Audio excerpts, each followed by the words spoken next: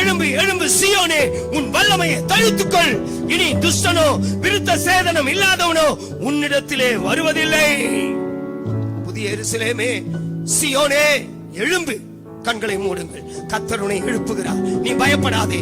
உன் இருதயத்தை ஸ்திரப்படுத்துகிறார், உன் ஜீவியத்தை ஸ்திரப்படுத்துகிறார். உன் இழந்து போன வஸ்திரங்களை, தேவனுடைய பிள்ளையே, யோசுவா கூட அழுக்கு வஸ்திரம் தரித்தவனாய், அழுக்கு வஸ்திரம் தரித்தவனாய் தேவனுக்கும் தேவதூதனுக்கும் பிசாசுக்கும் முன்பாக நின்று கொண்டிருந்தான். அந்த யோசுவாவுக்கு முன்பாக பிசாசு இருந்தான்.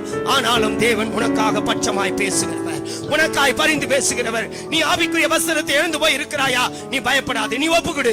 நான் செய்து தப்புதான், என் இருதயத்தில் சுத்தம் இல்லை ஆண்டவரே, எனக்கு தாழ்மை இல்லை, பெருமை இருக்கு ஆண்டவரே, எனக்கு நல்மனசாட்சி இல்லை என்று நீ ஒப்பு கொடுத்தால், தேவாதி தேவன் தம்முடைய தூதனை அனுப்பி யோசுவாவுக்கு அந்த வஸ்திரத்தை, உயர்ந்த வெண் வஸ்திரத்தை தரிப்பித்தது போல கர்த்தர் இன்றைக்கு வெளியேறப்பட்ட வஸ்திரத்தை